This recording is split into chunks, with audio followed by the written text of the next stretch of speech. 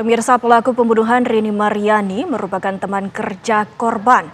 Bagaimana keluarga menyikapi kasus ini? Sudah bersama kami Bapak Ganda Permana selaku suami dari almarhumah. Assalamualaikum Pak Ganda. Waalaikumsalam Bu Lindi. Dan juga ada psikologi forensik bersama Bang Reza Indragiri yang saat ini sudah bergabung bersama kami. Bang Reza, Assalamualaikum. Waalaikumsalam. Ya, pertama-tama kami ingin mengucapkan bersama seluruh tim TV One mengucapkan berbela-sungkawa atas meninggalnya Ibu Rini. Pak Ganda, kami turut berbela-sungkawa. Yang pertama kami ingin tanyakan kepada Bapak, apakah korban atau Ibu Rini ini mengenal pelaku? Pak Ganda. Ya, saya tidak mengenalnya, Bu. Tapi ini memang merupakan rekan kerja dari Ibu Rini, begitu Pak Ganda? Betul, Ibu. Lantas memang apakah sebelum bertemu dengan pelaku ini Ibu Rini pernah berbincang atau memberitahu kepada Bapak bahwa memang Ibu Rini almarhumah ini akan bertemu dengan salah satu rekan kerjanya, Pak Ganda? Oh, tidak, Ibu. Tidak ada kabar ya? Tidak sama sekali. Tidak ada kabar. Pak Ganda, apakah mengetahui hubungan dari Ibu Rini bersama dengan pelaku?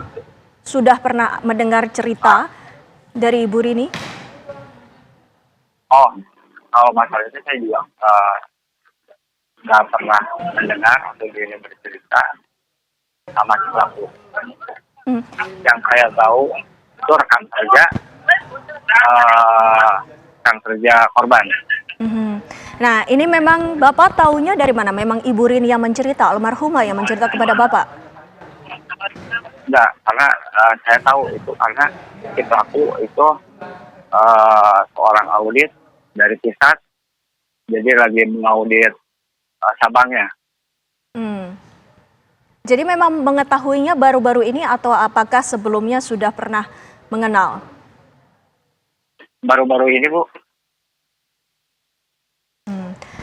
Lantas, Pak Ganda, mohon maaf ini kami ingin menanyakan, apakah dari Ibu Rini sendiri, ini kan tadi Bapak menceritakan bahwa pelaku ini adalah dari bagian audit. Apakah lantas memang Ibu Rini memiliki masalah keuangan atau sebagainya, Pak Ganda? Maaf, Bu, diulang, Bu, dari agak sedikit. Pak Ganda, mohon maaf kami ulangi, sudah mendengar jelas suara kami? Ya, jelas, Bu. Ya, Pak Ganda, kami ingin mengetahui kalau memang pelaku ini adalah bagian dari audit, apakah Bapak mengetahui jika almarhumah memang ini terlilit permasalahan keuangan, Pak Ganda? Tidak. Tidak ada ya, Pak? Tidak ada. Baik. Pak Ganda, ditahan dulu sebentar, kami akan menyapa Bang Reza. Ini Bang Reza. Ibu, halo. Iya, Ibu. Silakan Ibu, Pak Ganda. halo, Ibu. Iya. Saya ingin mengucapkan terima kasih dulu, Bu, ya. Boleh, Pak. Jajaran. Saya mengucapkan terima kasih dulu ke jajaran pihak kepolisian yang telah mengungkap kejadian ini sampai pelakunya tertangkap. Karena apa? Karena opini yang beredar semua tertujunya ke saya, Bu.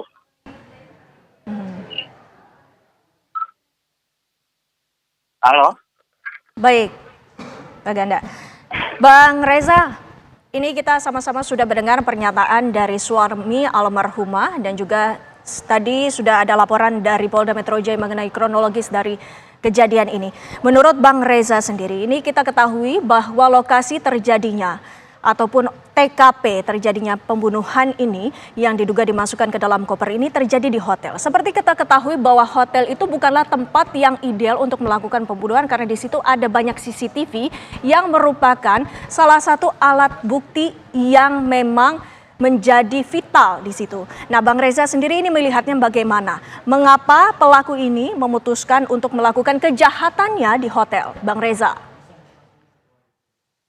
Izinkan saya untuk terlebih dahulu menyampaikan rasa duka ke keluarga korban dan tentu saja saya berharap sekiranya pelaku nantinya divonis bersalah dia akan dihukum secara berat. Namun pada saat yang sama juga tidak bisa saya kesampingkan pertanyaan bahwa mengingat di hotel ada CCTV, ada petugas security, ada sekian banyak orang yang berpotensi menjadi saksi. Mengapa kemudian aksi yang sedemikian keji itu dilakukan di tempat sedemikian rupa? Nah, dugaan hanya dua. Pertama, boleh jadi kita memang pada dasarnya sedang berbincang tentang pelaku kejahatan yang amatir. Begitu amatirnya, sampai-sampai dia tidak melakukan perhitungan secara memadai terkait dengan misi kedua kejahatan. Yaitu bagaimana setelah melancarkan aksi kejahatan, setiap pelaku pada dasarnya harus menghindari proses hukum, harus melarikan diri dari pertanggungjawaban pidana, sehingga harus merusak barang bukti, mempengaruhi saksi, membangun alibi, dan seterusnya. Kemungkinan pertama, pada dasarnya pelaku adalah seorang pelaku kejahatan yang amatir. Atau yang kedua, adakah kemungkinan bahwa boleh jadi pelaku tidak sungguh-sungguh sejak awal memiliki niatan untuk menghabisi korban. Namun barangkali di kamar terjadi konflik, terjadi cekcok, terjadi benturan fisik yang kemudian sayang beribu sayang mengakibatkan korban meninggal dunia akibat tindakan kekerasan dari pelaku. Kalau situasinya sedemikian rupa, maka ini tidak begitu tepat untuk disebut sebagai pembunuhan, apalagi pembunuhan berencana. Tapi boleh jadi lebih tepat disebut sebagai penganiayaan yang mengakibatkan orang meninggal dunia. Ini harus diinvestigasi oleh kepolisian. Apakah ini pembunuhan, ataukah pembunuhan berencana, ataukah penganiayaan yang mengakibatkan orang meninggal dunia. Bang Reza, ini kemungkinan besar artinya bahwa pelaku ini mengenal korban dan memang tidak ada niatan untuk akhirnya melakukan pembunuhan, begitu Bang Reza? Jangan salah, bukan berarti kemudian karena satu sama lain saling mengenal maka tidak ada potensi kejahatan, tetap ada. Justru hitung-hitungan di atas kertas, orang yang paling mungkin menyakiti kita, orang yang paling mungkin menjahati kita, bahkan orang yang paling mungkin menghabisi diri kita tak lain adalah memang orang dekat. Karena orang dekatlah yang tahu tentang kebiasaan kita, tahu tentang kelemahan kita, tahu cara untuk melumpuhkan kita, dan seterusnya. Nah, jadi kemungkinan tali temali antara sifat relasi antara pelaku dan korban, apakah kenal atau tidak kenal, dekat atau tidak dekat, tetap saja terbuka potensi terjadinya kejahatan sedemikian rupa.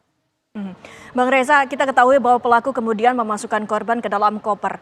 Ini secara psikologis dari Bang Reza sendiri melihatnya, mengapa pelaku kemudian akhirnya menggunakan koper itu sebagai alat untuk membawa korban itu sendiri? Setiap pelaku kejahatan, termasuk pelaku pembunuhan, pada dasarnya punya dua misi. Misi pertama, merealisasikan visi. Misi kedua adalah tadi saya katakan menghindari pertanggungjawaban pidana.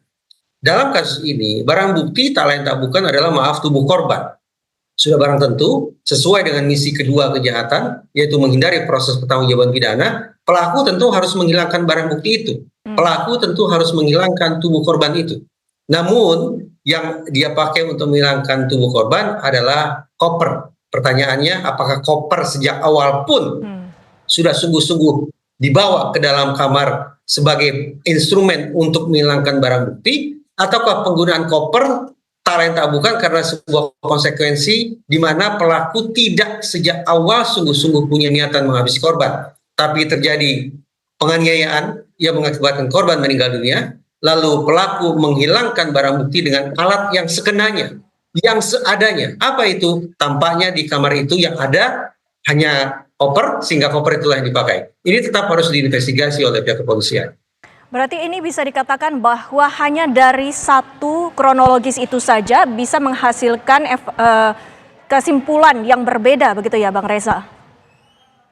Rekaman CCTV bahkan tidak sungguh-sungguh memberikan gambaran yang konkret tentang isi koper tersebut. Walaupun kemudian pada tayangan yang lain terlihat koper yang tergeletak di semak-semak berisikan tubuh korban. Tapi tentang apa sesungguhnya yang mengakibatkan korban meninggal dunia pun tidak tergambarkan apabila kita hanya mengandalkan CCTV.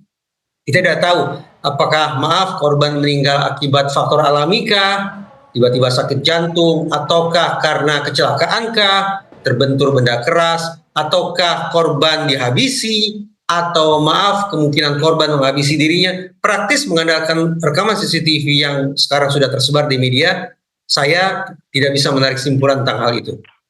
Baik, Bang Reza, kita ketahui saat ini kita juga masih terhubung dengan suami dari almarhumah. Mungkin Bang Reza ingin menanyakan atau ingin memberi sedikit pertanyaan kepada suami dari almarhumah. Silakan Bang Reza, kami persilakan, kami berikan waktunya. Pada waktu-waktu belakangan ini, Bapak, apakah ada perubahan perilaku, perubahan suasana hati, atau perubahan relasi sosial yang dialami oleh almarhumah sepanjang yang Bapak bisa amati?